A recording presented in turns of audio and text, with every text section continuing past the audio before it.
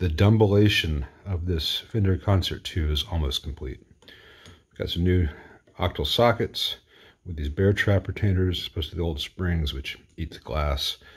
These are a pair of old groove tubes or whatever that I've got laying around in my stash of the original output tubes. This one was microphonic. So a new pair of output tubes, 6L6s, are coming for this. Here you can see the changes under the doghouse. So I've got series 110 microfarad with voltage balance resistors underneath here for the anodes node.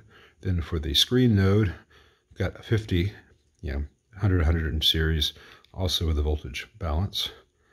Then I've got the phase inverter, and I've got 2 stages for the dumbbell stuff and 1 preamp node for the Fender stuff. And a great reduction in wires, though it may not look at it here. This has many fewer wires than the original did, and only 2 grounds now. So everything is steered very well. When we flip this over, we'll take a look inside. Okay, here you can see the new global master volume, the new power cable, the new octal sockets with new components on those. Now here in the bias circuit, in the original amp, they're deriving a negative 6.3 voltage for all the optocouplers for channel switching from the bias supply. And they had that just really poorly designed and massively over-filtered to compensate for the bad design. I've broken it up into a global filter for the entire negative supply, a bias filter, and then an additional filter for the optos. And that has greatly reduced background hum in this amp. The other part of reducing hum in this amp was figuring out some grounding mistakes that they had made. For instance, the grounds that control the optocouplers for the channel switching are now separate from all the audio grounds except where they go to chassis, and they go to chassis in a different location. We've got all new pots, with the exception of the original volume for this one. No need to reinvent that wheel. It's a 1 meg audio pot switch, so pull for bright. The values have changed.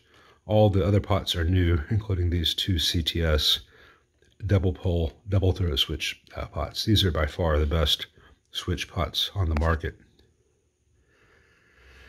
And those of you who know Dumble will see some familiar things here. This is not the pure Dumble circuit.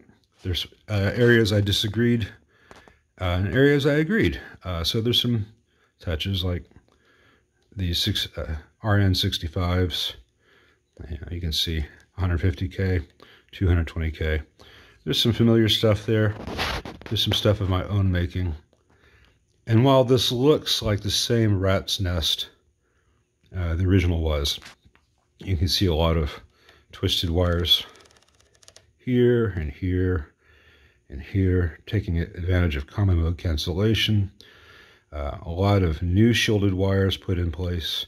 I'll be bundling these up a little bit more neatly once I'm sure that everything is finalized.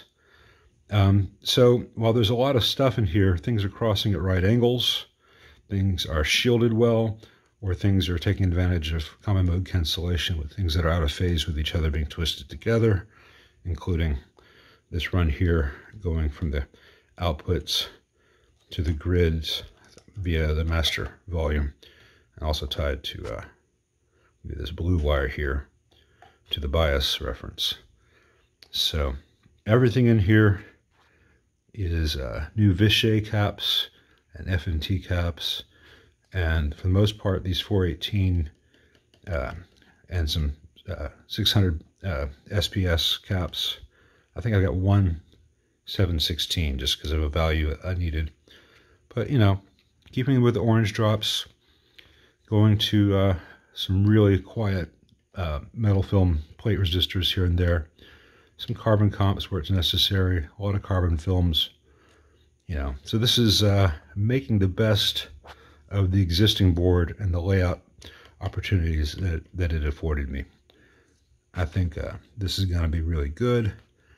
I've got it where I think it should be, but I'm going to have the owner come play it with me and make sure that he's happy with it.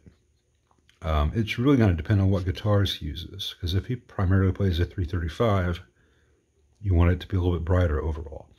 If he primarily plays a Tele, you may want it a little bit darker. Now, Dumbles have the advantage of having more switches, and so some of the things like this bright cap can be switched. Lacking those switches and not wanting to carve it up anymore, I think, or not being able to get the pot you want in terms of the value in a switched form, some of these things will have to be make a decision and live with it. But it'll be a hardship. You know, worst comes to worst, it doesn't have a bright cap, you have to turn the treble up to 7 for some guitars. Or it does have a bright cap, you need to turn the treble down to 4 for some guitars. That's the kind of stuff I want the owner to play through and give me some feedback on before I finalize it. So if I were building this from scratch, I would not have this Charlie Foxtrot of a wiring job in here. But while it looks terrible, it's actually very quiet and very reliable, and things are not under any mechanical stress, and everything has been steered with a plan. So this should sound fantastic, as you will soon hear.